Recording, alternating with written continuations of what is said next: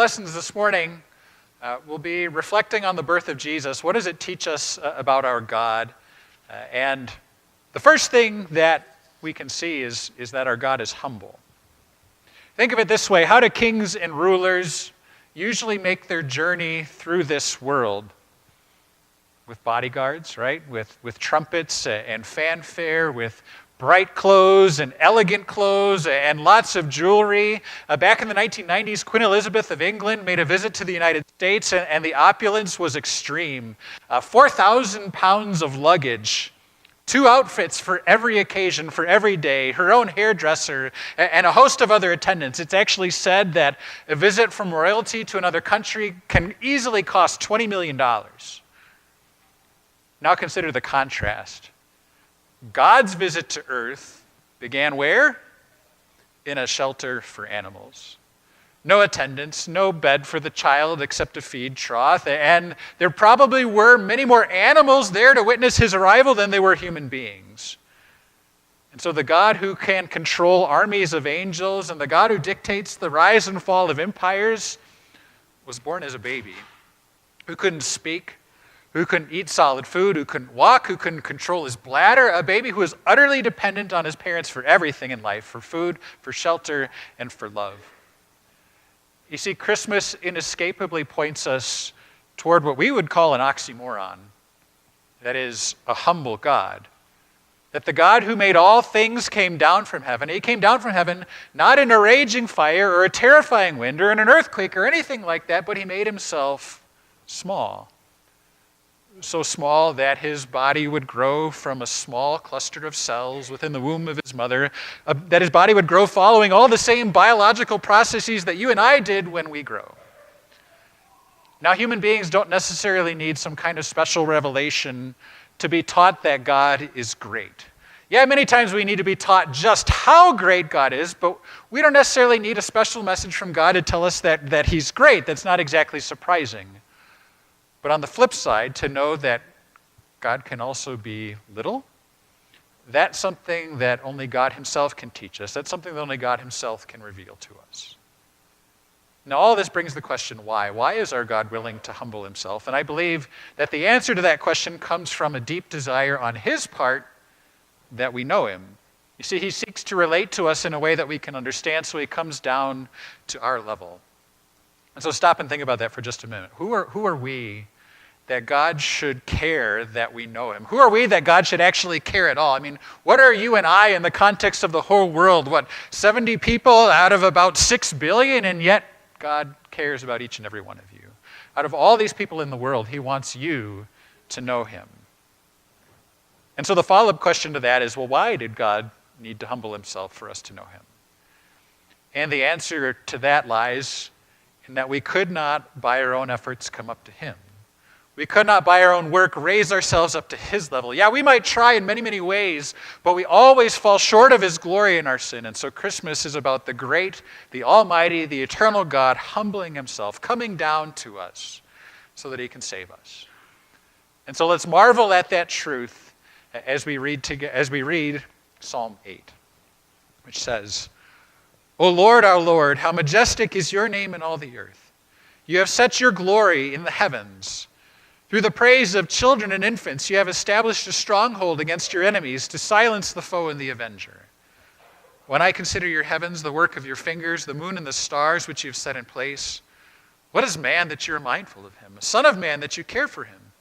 You made him a little lower than the angels and crowned him with glory and honor. You made him rulers over the works of your hands. You put everything under his feet, all flocks and herds, and the animals of the wild, the birds in the sky, and the fish in all the sea, and all that swim in the paths of the seas. O Lord, our Lord, how majestic is your name in all the earth. The second truth we learn about God from Christmas is that he's approachable. Now, an author tells the story of keeping and maintaining a saltwater aquarium in his home. In his own words, he had to run a portable chemical laboratory in order to make sure that the water stayed at the right level of everything for those fish to live. He had to monitor the nitrate and the ammonia content in that water. He had to pump in vitamins and antibiotics and sulfates and enzymes. He purified the water through 3 different kinds of filters. Now you would think that in view of all of the time, effort, and energy that he spent on behalf of those fish, you would think that those fish could respond, with a little bit of gratitude. But that's not how it worked. Every time he came near that tank, you know what those fish did? They ran for cover. Actually, they swam for cover, right? They responded with only one emotion: fear. Every day, even though he opened the top of that fish tank and 3 times a day put food for those fish into that tank, they responded to each of his visits as a sure sign that he was bent on torturing and murdering them.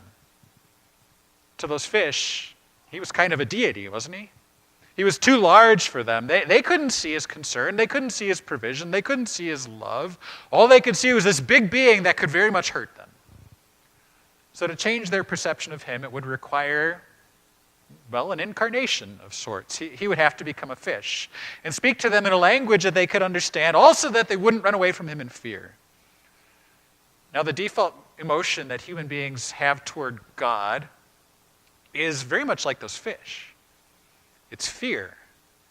It's fear because he's up here, and where are we? We're down here. We're afraid of him because he's so much bigger and so much greater than we can think and imagine. And we fear him because deep down we wonder, or maybe we even know, that we've let him down. I also believe it's a deep-seated fear of God behind the rise in our day of things like atheism and agnosticism, because it's easier to wish away God and to wish away its existence than to confront the reality of that existence.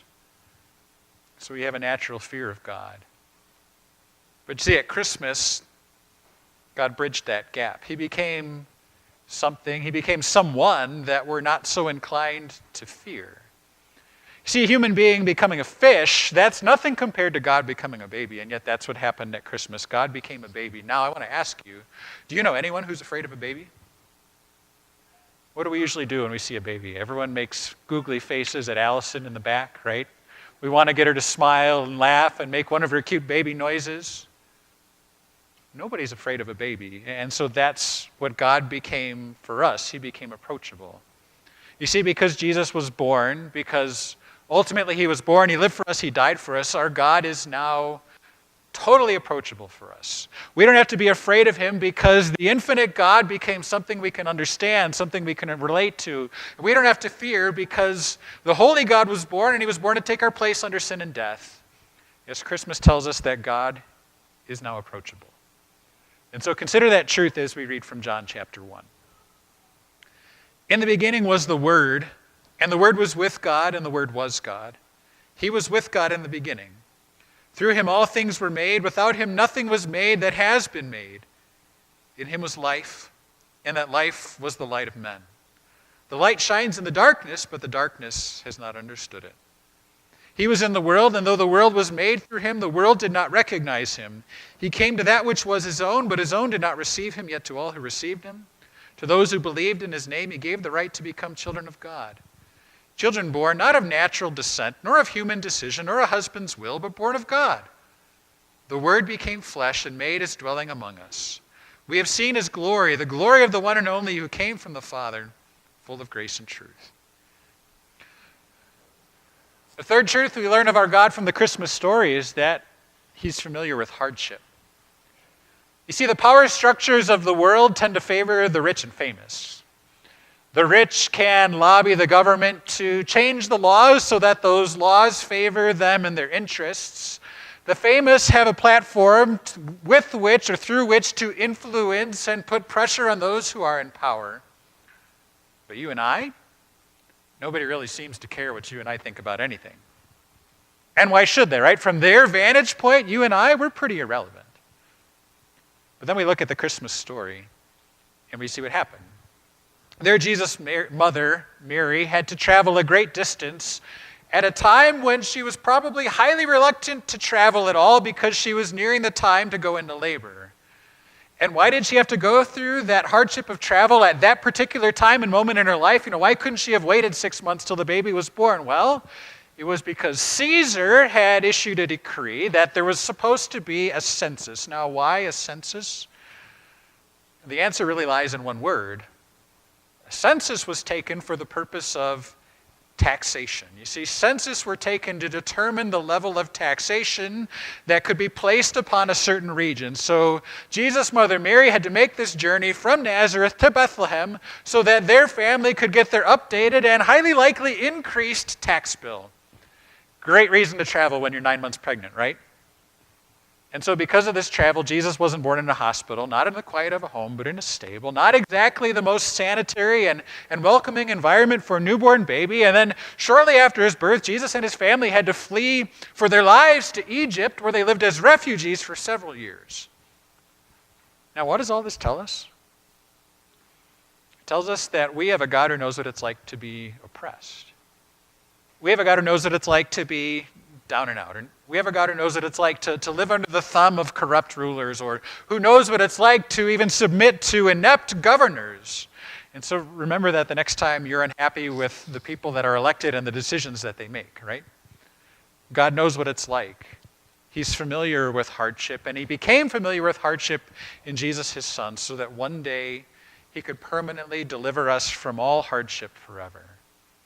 And so as we read the account of Jesus' birth in Luke chapter 2, consider how we have in Jesus Christ a God who can have true compassion on us in our suffering, because he himself is familiar with that suffering.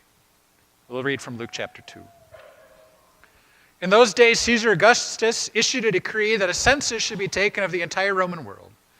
This was the first census that took place while Quirinius was governor of Syria, and everyone went to their town to register. So Joseph also went up from the town of Nazareth in Galilee to Judea, to Bethlehem, the town of David, because he belonged to the house and line of David. He went there to register with Mary, who was pledged to be married to him and was expecting a child. While they were there, the time came for the baby to be born, and she gave birth to her firstborn, a son. She wrapped him in cloths and placed him in a manger, because there was no guest room available for them. A fourth truth we learn of our God at the birth of Christ is that our God is courageous. See, back in the 90s, there was a little news story about a supposed Messiah sighting in the Crown Heights neighborhood of Brooklyn, New York. You see, there are 20,000 Hasidic Jews who live in that neighborhood, and many of those Jews believe that the Messiah was dwelling among them, and that this Messiah was a rabbi. His name was Rabbi Menachem Mendel Schneerson. Word of that rabbi's public appearance spread like wildfire through the neighborhood, and what happened was those Jews streamed to the synagogue where that rabbi usually prayed, and they all jammed into that main hall, elbow to elbow, shoulder to shoulder, and the atmosphere in the room was energetic. It was like the pregame of a national championship sporting event. It was full of anticipation and excitement. Now, at this point, that rabbi was over 90 years old. The year before, he had suffered a stroke and, for the most part, was unable to speak. And so when the curtain pulled back, the crowd gathered there saw a frail, elderly man who could do little more than wave, tilt his head, raise an eyebrow, but no one in that crowd seemed to mind. In one voice, they kept on singing, "Long live our master, teacher, our rabbi, King Messiah, forever and ever." The story sounds a little ridiculous from our perspective, doesn't it? I mean, a frail, 90-year-old, mute Messiah? Who are you kidding, right? But that gives us a bit of insight into the way the people of Jesus' day responded to him. Wait, a Messiah from Galilee? No, he's supposed to be from David's town. A Messiah from Nazareth? That town, what good can come from there? The son of a carpenter, born to a common peasant family? You got to be kidding me. No way that Jesus is the Messiah. You see, it took courage for God in Jesus' incarnation to lay aside, to hide his glory and honor and power, so that he could take a place among human beings who would react to him with such haughtiness and such skepticism. It took courage to come down and live here among people who are known for their clumsy violence, to live among a race known to God for rejecting the prophets, rejecting the men that he sent to speak to them. It took courage because he knew what he was going to face in order to save us from sin, and he did not shrink from that task. And so because of his courage, we can shout together and we can sing together the good news that's described for us in these verses from Isaiah 52. How beautiful on the mountains are the feet of those who bring good news, who proclaim peace, who bring good tidings, who proclaim salvation, who say to Zion, "Your God reigns." Listen, Your watchmen lift up their voices. Together they shout for joy. When the Lord returns to Zion, they will see it with their own eyes. Burst into songs of joy together, you ruins of Jerusalem, for the Lord has comforted his people. He has redeemed Jerusalem. The Lord will lay bare his holy arm in the sight of all the nations, and all the ends of the earth will see the salvation of our God.